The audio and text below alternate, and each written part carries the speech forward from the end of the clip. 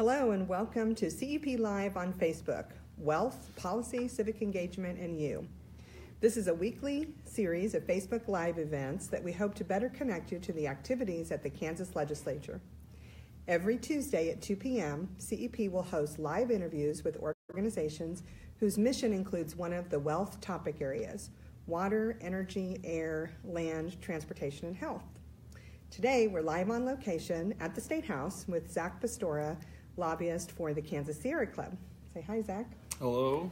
Hi, Dorothy. Hi, everyone. All of these interviews will follow a similar framework.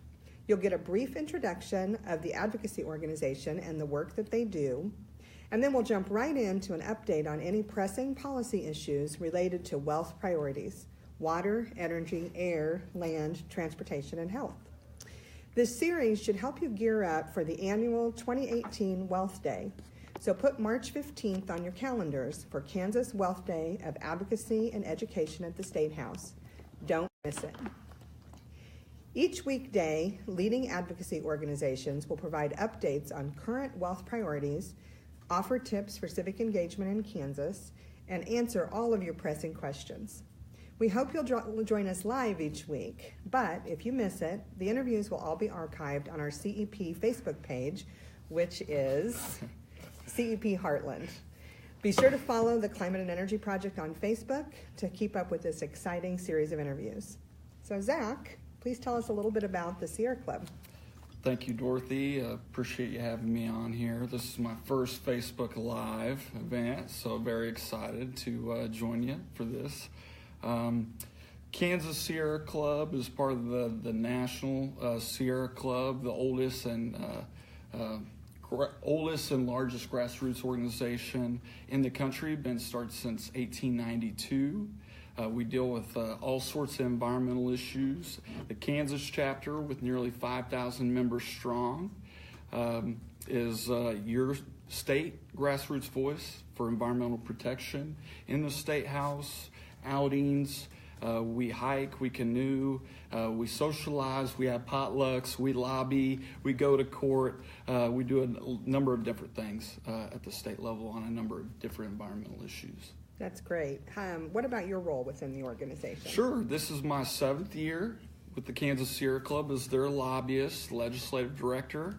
7's a lucky number. It is. So happy and proud to be their lobbyist for such a long time. You know, we're a member-driven organization, so members put money up to put me up here at the State House, and it certainly means a lot to advocate for such an important cause in the environment. Is a dream job for me. It's been amazing to get to know the folks and know the issues that affect Kansas. That's great. How can the audience connect with your work, either through your website or otherwise? Sure. Yeah, we have a website, www.kansassierraclub.org. We have a Facebook. Saw this event was posted on our Facebook. Our Facebook is at Kansas Sierra Club, and then we're also on Twitter at Sierra Club KS. Great.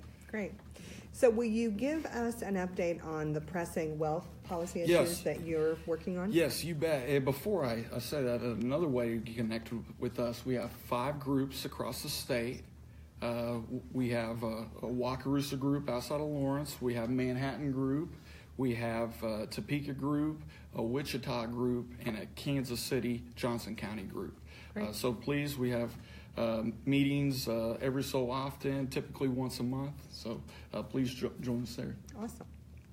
I've had an opportunity to speak with those groups and great group of people. Yeah, the Sierra Club, just come to know, these are folks that go out of their way to show their support for the environment, even put money out of their own pocket to be a member. And just really impressed. I mean, they care about more than just themselves, their own little community, to open their hearts up to the environment too. That's wonderful. Yeah. So now, tell us a little bit about policy the policy issues that you all are focusing on this year. There's quite a few. Sierra Club, I deal with all the environmental issues of the State House. If it's environmentally related, I'm working on it. Energy, water, transportation, land, all the wealth topics, air. We're getting into more health concerns this year, which is pretty exciting. I have a handout that I wanted to share with you and the audience today, Dorothy. It's our bingo. It's one of a new exciting handout we have. We're trying to get legislators to not only consider some policy options, but some ways they can pick ones that suit them and their constituents, give some opportunity to help the environment in a number of different ways. Some of those we have, one of the issues that we're kind of prioritizing this year is we're dealing with the new earthquakes in Kansas. And that's a pretty exciting topic, pretty interesting. Since 1980, 2010, we had less than 30 earthquakes by my research across Kansas, and many of those are natural earthquakes. We do have some fault lines in Kansas, but since 2012 until now, we've had 539 earthquakes by my count, even maybe more so in the past few days. So 539 earthquakes, and then also in Oklahoma, they've had thousands of earthquakes in the last decade. And the way that ties in the environment is we're understanding more and more that injection wells, oil and gas, new oil and gas drilling activities is causing some cumulative weight on our geological faults underground and causing a slip and thus an earthquake to happen. Where kind of meets our point is that we just don't think it's right for taxpayers, the citizens of Kansas, their businesses, public institutions to be affected by any damages that can happen in earthquakes. If you're talking about Oklahoma, they've had some big earthquakes.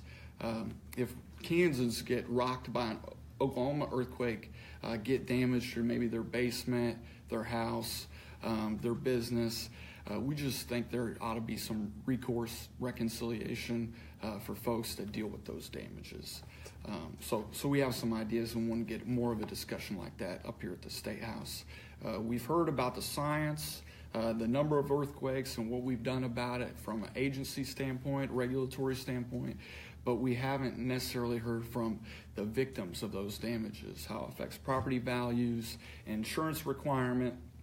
Should folks have to buy earthquake insurance to protect themselves, or should the industry that we're understanding with their waste disposal is causing some of the earthquakes, should they have some accountability to that, some responsibility to deal with some of the damages? So sounds like a great topic it's a very to explore. Yeah, it's a very fascinating subject. I've learned a lot in a short amount of time, but it's pretty interesting, and hope we can get some progress up here at the State House.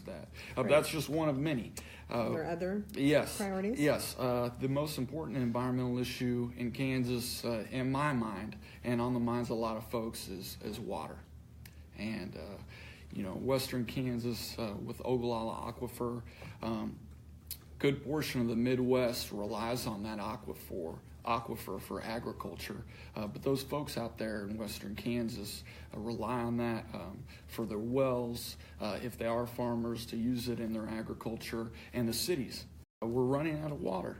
And in some places, decades left, even some, the writing is already on the wall where we're trying to get that water out of the ground. It's just not quite as there. So one way that we can help the state level is that we have water programs to help conserve water, whether it's water quantity, or on the eastern side of the state where we have issue with water quality, harmful algal blooms, sediment in our reservoirs taking up water storage. We need to do something about that. The state has water programs to do something about that. Unfortunately, we haven't been funding those water programs in the past several years. In fact, in law, as I understand it, $8 million is supposed to come from the state government into the state water plan fund. $6 million from the state general fund, which is kind of the big pot of money the state collects every year. And then $2 million in Economic Development Initiatives Fund, which is from the casinos. Casino money is what I like to call it. $8 million total goes in the state water plant fund. A number of fees are assessed: pesticides, fertilizer, stock water fee, industrial water fee, etc., that also pay into that. We would like to see the state pony up their share of those funds, and they haven't done so in the past 7 or 8 years. And it's a shame. Those water programs could certainly use the investment, and we've lost over $50 million in funding for water programs across the state. Sounds like an issue that's going to face all of us, and people should really get behind learning about what other issue. Right. Just on the subject, I just heard in the news that South Africa, Cape Town, South Africa, has less than maybe 3 months expected worth of water for a big area. So this water issue is significant.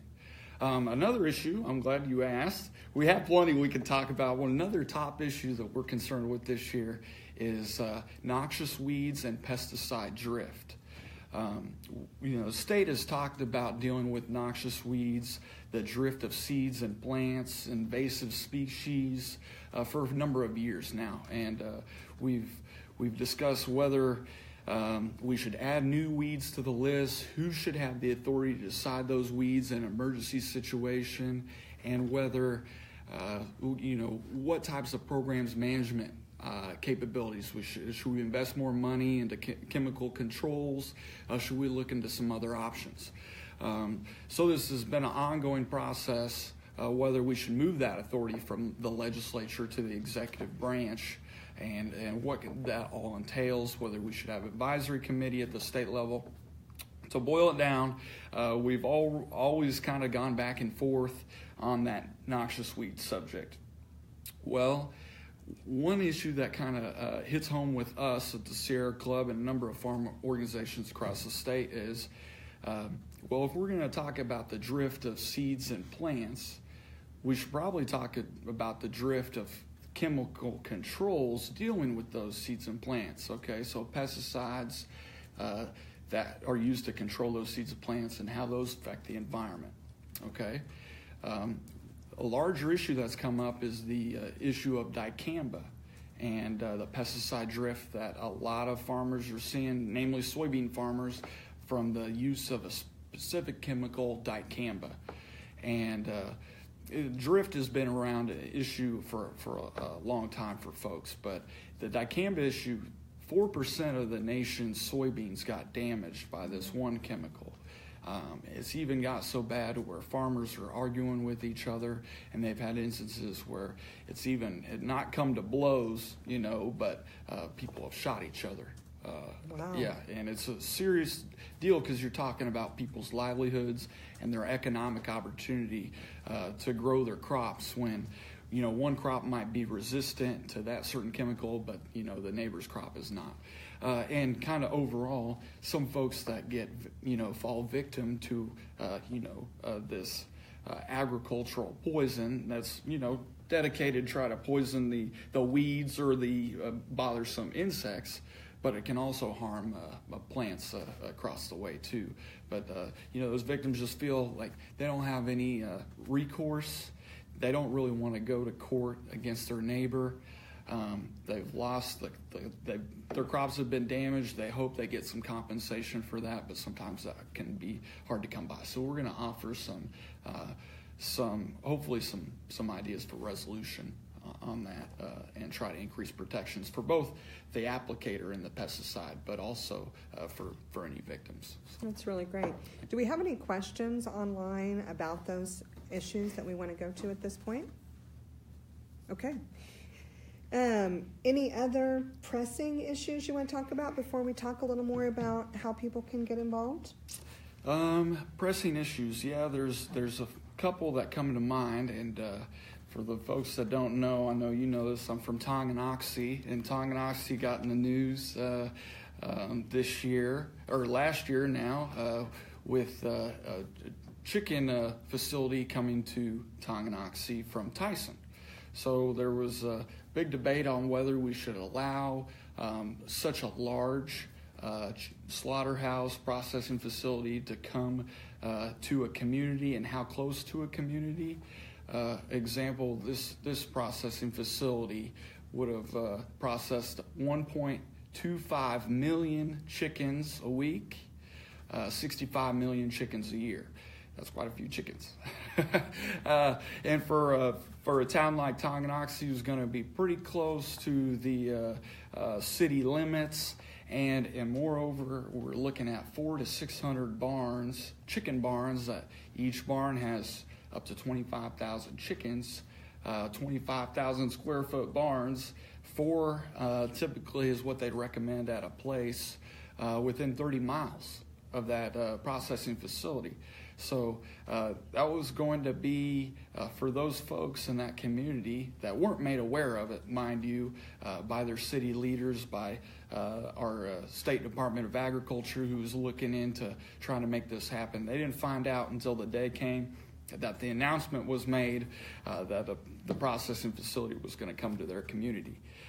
So what we would like to do is there a better way to have this discussion as opposed to maybe kind of dropping the news on the community kind of at the last minute?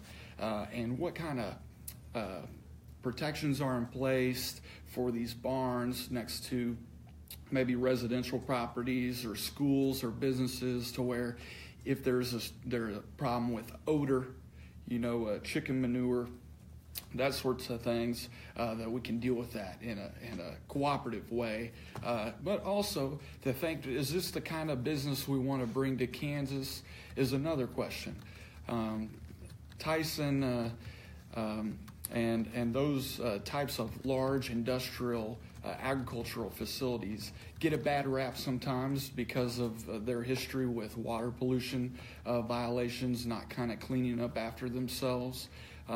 Also, whether they're being fair to their contract farmers was a question that was brought up. And then what do you do with all that waste? How do you make sure the water is protected, that the air doesn't start stinking up or cause any issues with respiratory issues with ammonia?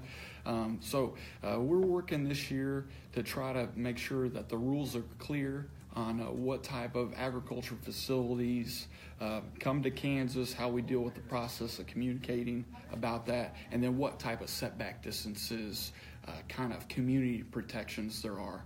If the community, like Tonganoxie, was opposed to it, they can petition the county and get a county-wide vote on such a facility. They already do that with swine facilities in Kansas. We'd like to see it apply to chicken too. Wonderful, wonderful. Well, as you can tell, lots of issues happening that impact the environment. We talked a little bit last week about some clean energy issues that the Climate and Energy Project is working on for energy efficiency and for distributed generation, and I know the Sierra Club will be a good partner in those efforts as well. So that's right. Really, really exciting. Yep. I was going to say on that subject, like you, Dorothy, and Climate and Energy Project, we also really care about climate and energy stake in producing a healthy climate. So energy conservation, energy efficiency, renewable energy, absolutely supportive of those topics and your efforts on that. Wonderful. So this live stream is also about civic engagement and trying to help people understand their role and what opportunities there are. So what are your top tips for civic engagement or effective advocacy that people can take? Right, thank you. I really enjoy civic engagement, study political science in school, also leadership studies. A big part of that nonprofit leadership curriculum was civic engagement. So I'm just glad that y'all are interested in this, and it's big time, I think, in today's age that folks are realizing that if they want to try to work for a better society, they need to get involved. And that means, one, and I'll start out with it, get to know your government. Get to know your local government first, I think, because that's where a lot of the policies, those things that happen at the local level, I think have some of the greatest effect on our lives, as well as the state level too. So try to find out who those are. Maybe attend a city hall or a county meeting sometime. come up to the State House. We've got a beautiful building now. Legislators, I think, are interested in hearing what their constituents say, and so why not meet them at their office, attend a committee up here, call up your legislators sometime. Introduce yourself, say hello, to tell that legislator that you're a voter, that you're interested in policy, and that you are concerned with these sets of issues, not just environment, but what else might be on your mind. After that, and along with that, maybe before you go to that step, educate yourself on the issues. Right. I'd say do your homework, find out the topics, and maybe look to an organization like Climate Energy Project or Kansas Sierra Club to help you out with that. We're working on research and education at all times, it seems like, on all these issues. And so if we can be of any help, I think we'd be glad to. But it's good to think for yourself and educate yourself, research, go to the library and check out a book on the subject or search online. That's one important part of civic engagement, is to be civically minded and educated. And then last but not least, of course, speak your mind. There are forums, public town halls that legislators host. There are going to be bills up here that might spark your interest. You can write in, you can speak to a committee, give testimony. So I would just say your voice matters. And the fact that you chime in, that you call a legislator's office and tell the secretary how you feel about a bill, about an issue, only serves a kind of a well-rounded perspective of what these legislators are dealing with when they kind of go back and forth on the arguments and reasons of what is the best policy we can make in Kansas. We do have a question from the audience. Somebody would like to know how Kansans can stay posted on the policies that the Sierra Club is following. Great. Like I said, we do have a Facebook. I also produce, and a Twitter, so follow us there if you're on social media. If you're not, I don't blame you, but hopefully you're on now with CEP Live here. But I produce the Kansas Legislative News, and it's a publication, every 2 weeks or so. I'll write down the update on what's happening with our policy issues up here. You can, I'll send out the bingo, make sure everyone gets that so you can play along at home with legislators on trying to get some environmental issues passed. But between the Kansas Legislative News publication I do, we do a Planet Kansas update, which is kind of our monthly newsletter. We're going to change the name on that, actually, Dorothy. The new name is Waypoints. Yeah. Okay, waypoints. I didn't realize what a waypoint was, but it's kind of a marker to tell you if you're going in the right direction. Great. If you're hiking on a trail. I thought that was pretty good. Yeah, that's good. That's good. So anyway, keep an eye on that. And then last but not least, we'll have group meetings, as I said, in those 5 areas. And I will give an update to that group. So come join us. We'll have an in-person discussion on the matter. So thanks for the question. We have another question from Carol Hale. She says, "Hello, Zach. Thank you for your involvement in the Kansas Rural Center as well." And then her question is, what are the conversations surrounding the hemp bill with the Sierra Club and Climate and Energy? Right. Good question, Carol. Thanks for chiming in here. Industrial hemp is a topic of discussion. It's been talked about a little bit up here in years past. It was actually the first testimonial I gave this year. Was on industrial hemp. And speaking of doing your homework, I did my homework and made I don't want to brag too much, but I thought it was a pretty good presentation.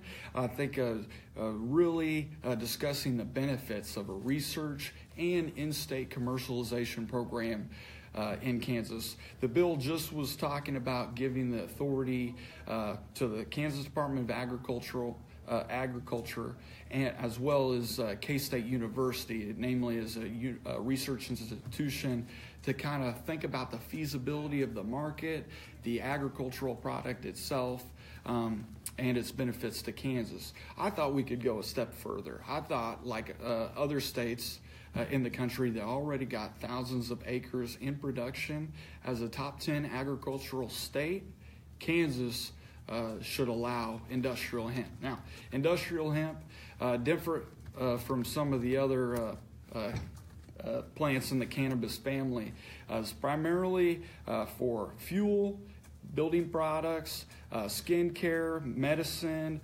food, fiber, fuel. And so it could be another added value crop that Kansas could grow. It doesn't use as much water as some other plants, so it'd be great for maybe southwest Kansas. It doesn't use fertilizer or pesticides as much, so its environmental impact is a lot lower, and can actually remediate the ground. Other countries have used it to bring up toxins from the soil and build soil health. We talked about water earlier. A big problem we have is soil erosion right next to those rivers and streams. And if we planted a grassland, riparian forest, or a crop like hemp along those water bodies, then we could slow down the erosion. We could also slow down any nutrients coming off of those croplands. So. I'm going to take the moderator privilege and ask who's opposed to that? Because it seems like it would really fit well with both the agriculture community and environmental community. Right. It's great for the environment and the economy, and I made that pretty clear. The only opposition that we've come across is the Kansas Bureau of Investigation and law enforcement, and rightfully so. I understand the concern of, since it is in the cannabis family and the challenge that presents. But what I told them is that industrial hemp will be your new best friend in the department to help control illegal marijuana, because it cross-pollinates, right? It's in the same family, and so those cross-pollination will actually, you can't hide marijuana plant in industrial hemp, because the industrial hemp will ruin that illegal plant operation. Interesting. So that's great. It's kind of a learning curve with the law enforcement. Of course, we just need to probably invite some of those other states that have had success, kind of show them how to do it. But I'm very confident the department, the law enforcement can adapt and make it work for all parties involved. Great.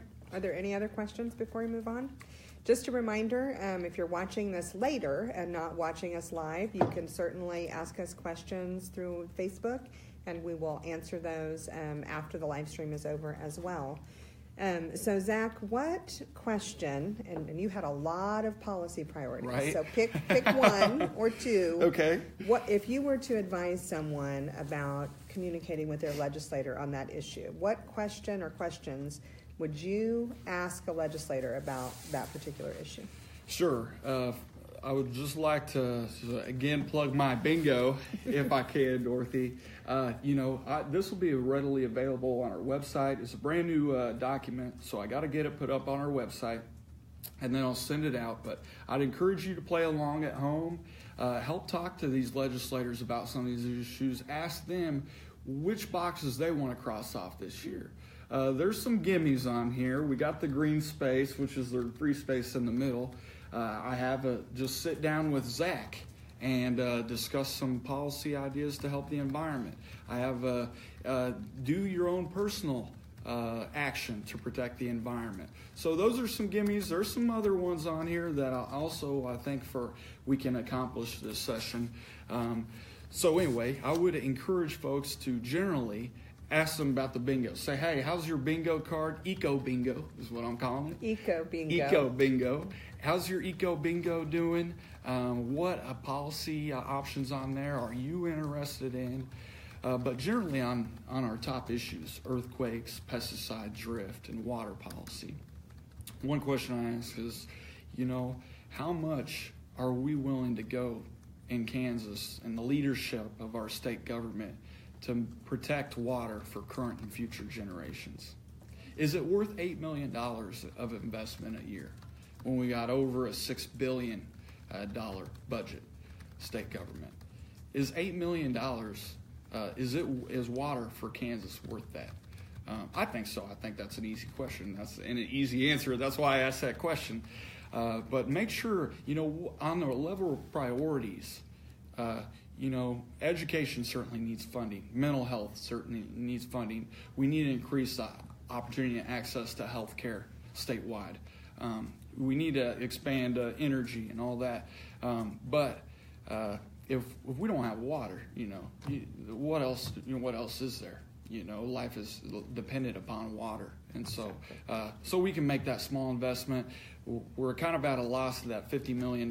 We need more to make up for that. I'll just say, how important is water, and what are you willing to do as a legislator to stand for that? I think an easy thing would be to follow the law and make that statutory transfer to the State Water Plan Fund. That's a great question and easy. So, are there any other questions from the audience? I was going to say another question I might want to ask, and okay. I'll be happy if you have any questions, Dorothy. But okay. With the earthquakes, is it right for folks to have to take the burden, pick up the tab for the industry's earthquakes? Okay. The industry takes some responsibility for their business as an external cost of this injection, waste disposal injection that are causing earthquakes. How many earthquakes is enough in Kansas? Are we going to live with hundreds of earthquakes each year and let taxpayers pick up the tab? Or are we going to try to reduce earthquakes to where we're not injecting in fault lines, to where we are capping the amount of fluid we inject in the ground every day at a certain injection well? Are we going to enter in some sort of cooperative agreement with Oklahoma on their earthquake situation? So I know that's a lot of questions to be asking all at one time, but that would be a start on the earthquake situation. So I want to do two things. I'd like to remind you that for all of these issues that we've talked about today and many more, join us on March 15th. That is our Wealth Day for Advocacy. Sierra Club has sponsored that and been a partner in almost every day at the Capitol that we've had over the years, as well as lots of others. So we're looking for sponsors. If you're interested in sponsoring the local foods lunch, if you're interested in having a booth, we'll have booths in the rotunda, and of course, advocates. Your voice is so important.